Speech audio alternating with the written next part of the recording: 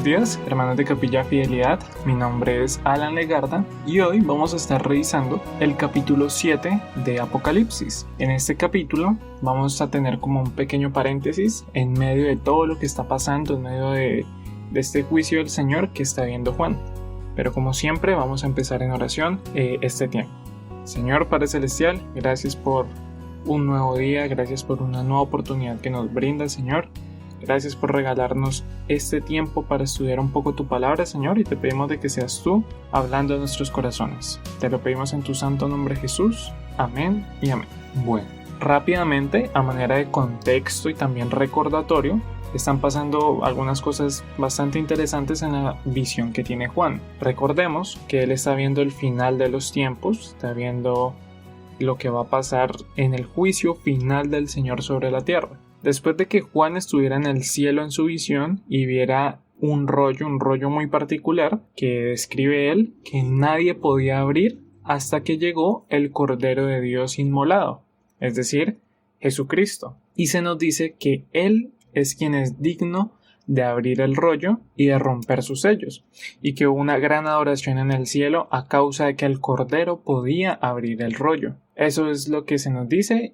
Y también es lo que estamos viendo. En el capítulo anterior, en el capítulo 6, vimos cómo fueron abiertos los primeros sellos. Y esto hizo suceder varias cosas, entre ellas la aparición de los famosos jinetes del Apocalipsis. Y cómo cada uno de estos traían algunos males sobre la tierra. Hambre, muerte, peste, enfermedad, entre otras cosas. Aparte de otros desastres naturales que ocasionaron otros sellos. Pero aún queda uno, y antes de abrirlo, tenemos este capítulo que es como una pausa, algo muy interesante, un pequeño paréntesis en medio de todo este juicio.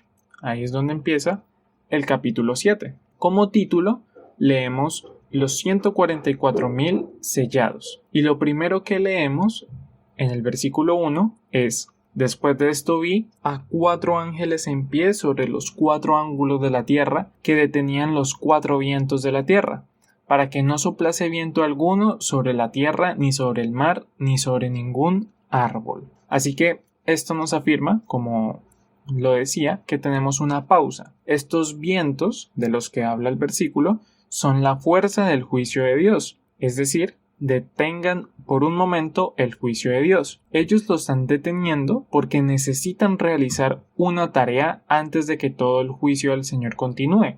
Es una misión importante lo que tienen que hacer. Y esto lo leemos a partir del versículo 2, que nos dice: vi también a otro ángel que subía de donde sale el sol, y tenía el sello del Dios vivo, y clamó a gran voz a los 4 ángeles a quienes se les había dado el poder de hacer daño a la tierra y al mar. Aquí es donde aparece este importante elemento en este capítulo, en esta porción, que es el sello de Dios. Se nos dice que este ángel tiene el sello del Señor. Entonces, es importante recordar lo que es un sello. Un sello era la forma de marcar la propiedad de alguien en la antigüedad. Desde objetos hasta animales, terrenos, documentos, todo, incluso esclavos, eran marcados a través de un sello que usualmente se portaba en un anillo, o era un sello en general que se marcaba con fuego, usualmente también, y representaba todo lo que le pertenecía a un rey o a una persona poderosa.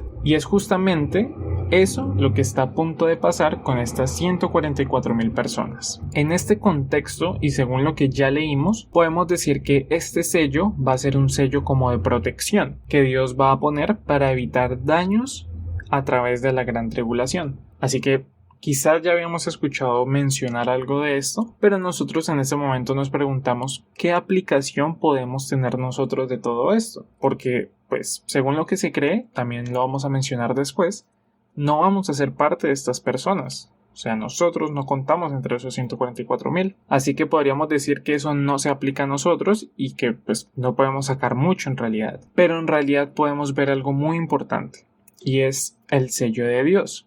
Yo les pregunto a ustedes, ¿sabían que nosotros ya hemos sido sellados por Dios? Nosotros ya tenemos el sello de Dios. Todos tenemos esa marca del Señor que dice que le pertenecemos y que nos distingue del resto, algo que nos hace diferentes. Y si ustedes ya pensaron en la respuesta, los felicito, porque ese sello es el Espíritu Santo. Así es, la Biblia misma lo dice con palabras textuales. Leamos Efesios 1:13. El versículo dice: en él también vosotros, habiendo oído la palabra de verdad, el evangelio de vuestra salvación, y habiendo creído en él, fuisteis sellados con el Espíritu Santo de la promesa, que es las arras de nuestra herencia hasta la redención de la posesión adquirida para alabanza de su gloria. Así que, como nos dice Pablo en este versículo, tenemos un sello de Dios, el sello de Dios. Este sello es lo que nos distingue, lo que nos hace diferentes y, según este versículo, herederos. Así que no podemos olvidar eso. Nosotros ya fuimos sellados por Dios y por eso nuestra vida tiene que ser diferente. El Espíritu Santo es como un anticipo, un depósito de un contrato. Su presencia en nuestras vidas nos da garantía de que tenemos una fe genuina y es una prueba de que somos hijos de Dios. El sello nos marca, dice a quién pertenecemos. Ahora,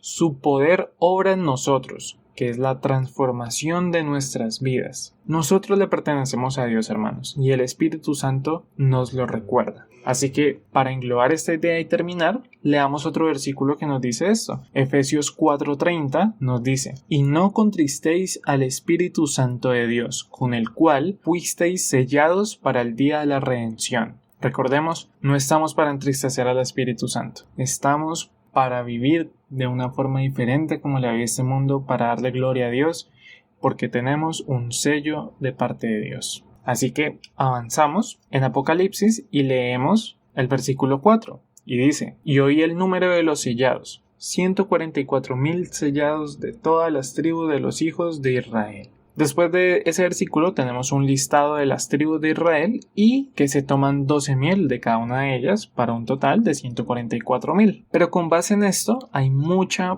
polémica porque hay muchas cosas que no están claras el por qué o que directamente no se mencionan en el texto. Así que eso lleva a distintas interpretaciones y por lo mismo a diferencias. Lo primero de ellos, por ejemplo, es, ¿quiénes son estos 144,000?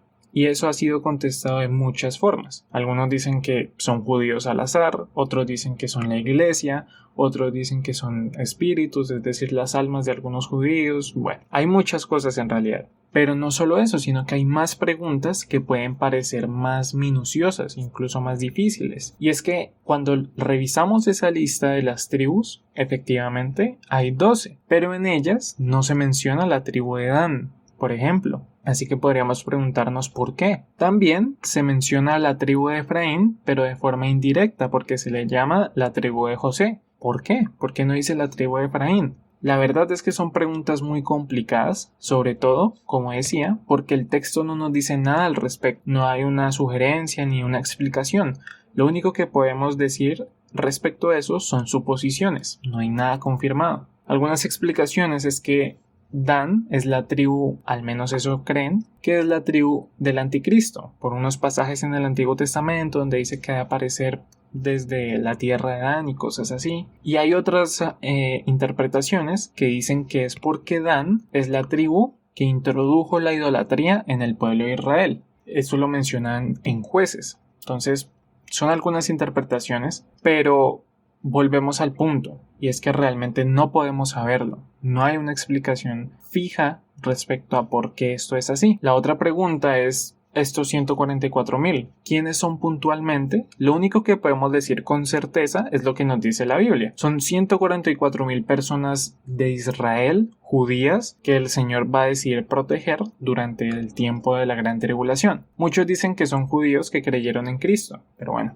nuevamente es algo que no sabemos con total certeza. El caso, hermanos, es recordar la aplicación. Nosotros tenemos un sello que cumple la misma función que ese sello que estamos viendo ahí, y es protegernos de esos tiempos finales y recordar que el Espíritu de Dios nos va a cuidar de todo eso si permanecemos fieles.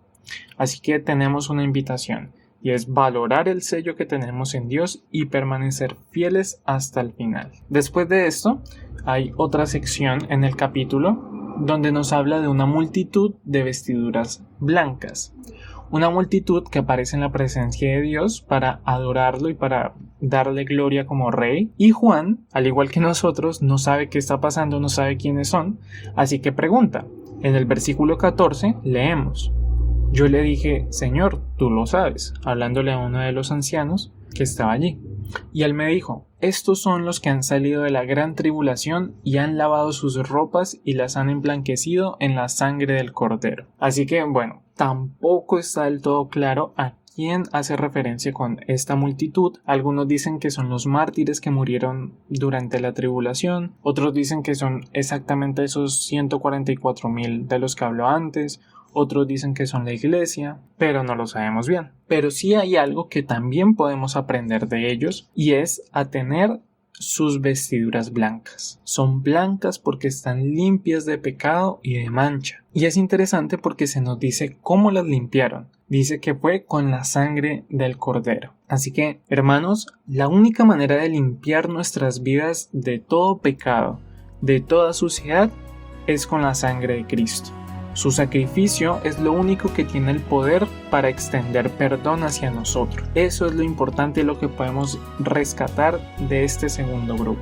Así que, ¿qué vimos hoy? Podemos aprender algo de cada uno de estos grupos, hermanos. Recordemos.